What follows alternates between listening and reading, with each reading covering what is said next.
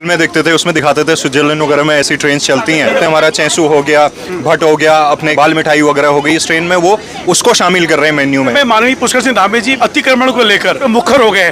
क्या वास्तव में ये जो कदम है धामी जी को नई दिशा में लेके जाने वाला है? प्रभुत्व के लिए सरकार बनी थी ये वाली, 50 साल पहले जो बस गए उन्हें उखाड़ना आपको जायज लगता है? आने वाले पिछले 10-12 सालों में मुरादाबाद से, सहारनपुर से कई लोग आगे बस गए, उनके कारण उन पर्वतीय समाज के लोगों पे घास गिर रही है। तो कहीं ना कहीं थोड़ा सरकार को शिथिल होना पड़ेगा। दोस्त से आप दुख की भी बात कर लेते हो, सुख की भी कर लेते हो, प्यार मोहब्बत की भी कर लेते हो, और आपकी आवाज के कारण आपको पहचाना किसी, आप राजनीति में उतरने की सोच सकते हैं। अगर कोई लोकप्रिय होता है, बहुत अधिक पैसे वाला होता है, तो उसका पहला ध्येय होता है नेता बनना। लोग समाज सेवा कम करते हैं नेता बनने के लिए।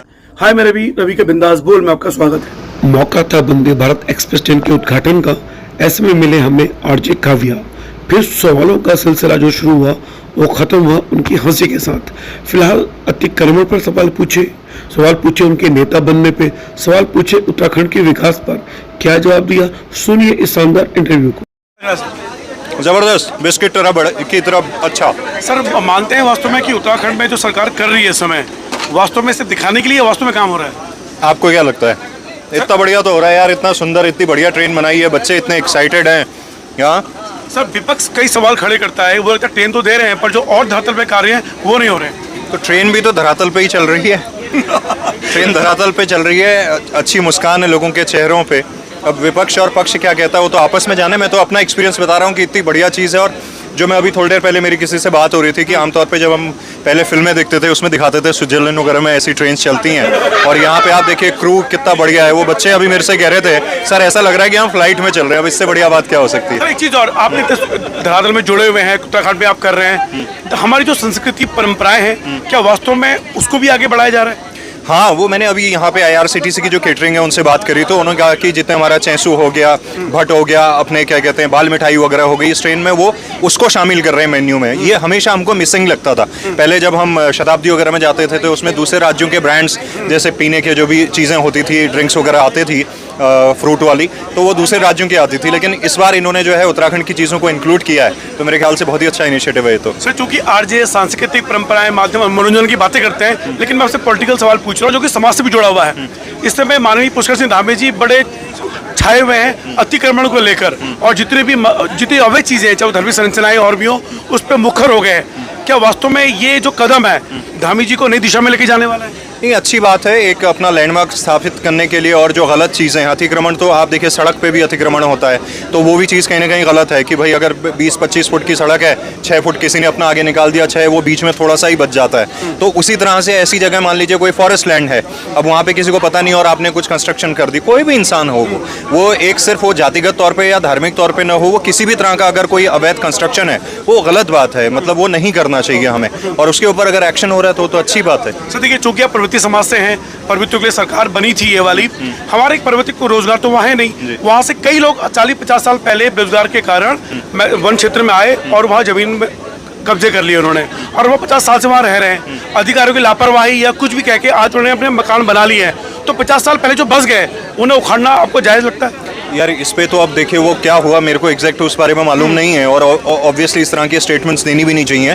तो मेरा ये कहना है कि उसमें गवर्नमेंट या जो अधिकारी हैं वो बता सकते हैं, उसमें मैं एक हाइपोथेटिकल चीज़ पे कैसे बात कर सकता हूँ, तो मेरे लिए ठीक नहीं रहेगा बोलना। सर, मैं एक सामाजिक रूप से आपसे सवाल पूछ रहा हूँ क्योंकि मैं भी पत्रकार हूँ। सरकार अतिक्रमण के साथ में होना भी चाहिए क्योंकि शक्ति तो कहीं ना कहीं दिखानी पड़ेगी, लेकिन जो पर्वतीय समाज के लोग 50 सालों से वहाँ रह रहे हैं, आने वाले पिछले 10-12 सालों में मुरादाबाद से, सहारनपुर से कई लोग आगे बस गए, उनके कारण उन पर्वतीय समाज के लोगों पे घास गिर रही है। तो कहीं ना कहीं थोड़ा सरकार को शिथिल होना पड़ेगा, नीति लानी पड़ेगी। बैठ के बात करनी चाहिए, उसमें क्या पॉसिबिलिटीज निकल सकती हैं, उसके ऊपर बात तो होनी चाहिए, दोनों तरफ की सुनी जानी चाहिए, क्या पता उसमें कुछ अच्छे रिजल्ट्स निकल आए।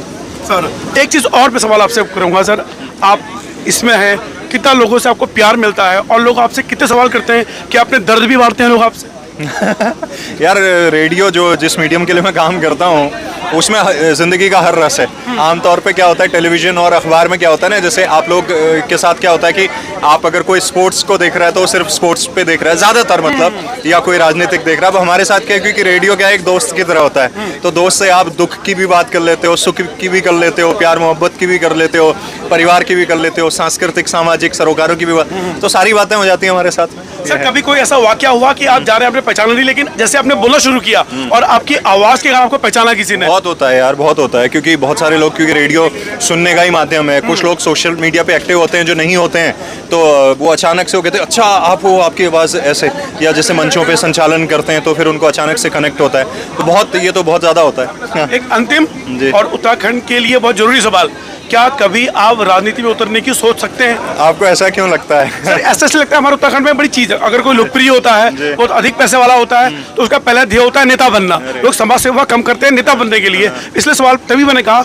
उत्तराखंड के लिए बहुत जरूरी, क्या कभी आप राजनेता बनने की सोचते हैं? नहीं, मैं ये मानता हूँ कि एक तो अभी तो मेरे पास पैसे हैं नहीं, और जब होंगे भी, मुझे ऐसा लगता है कि नेता का मतलब होता है लीडरशिप देना, तो आप अपने क्षेत्र के लीडर हो सकते हैं, हो सकता है मैं सामाजिक और सांस्कृतिक तौर पे कुछ अच्छा कर पाऊँ, तो हो सकता है कि मैं वहाँ लीडरशिप दे सकता हूँ, बट वो नेता टाइप नेता तो मैं नहीं बनना चाहता। अब जैसे अश्विनी जी को भी देखिए, वो IAS रहे हैं, और कल जिस तरह से वो बात कर रहे थे, उनकी बॉडी लैंग्वेज जो है वो नेता टाइप नेता की नहीं लगती है ना, तो मेरे ख्याल से वो है। और बाकी हर आदमी अपने फील्ड का, कोई खेलों में नेता बने, कोई पर्यावरण को लेकर नेता, ये मैं ज़रूर कहता हूँ कि ये मैंने विधानसभा अध्यक्ष जी हमारे स्टूडियो आई थी, मैंने उनसे भी ये बात कही थी कि आपको मान लीजिए 70 विधानसभा की सीटें हैं, 10 सीटें ऐसी हर political party within the political scenario ये रखे कि यार आप हर क्षेत्र के लोगों को, साइंटिस्ट को बैठाइए, पर्यावरण वालों को, खेल से, मीडिया से, उससे क्या होता है ना कि हर क्षेत्र के लोग अपनी बात कर पाएंगे।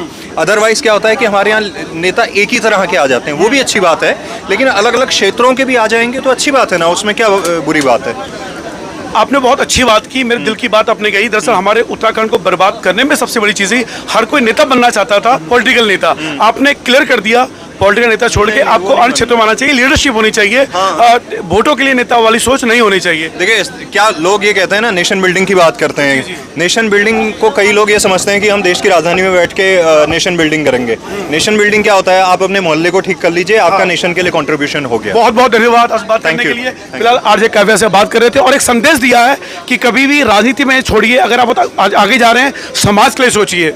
बहुत बहुत धन्यवाद बात करने के लिए। रवि के बिंदास बोल देंगे, शुक्रिया। जय उत्तराखंड।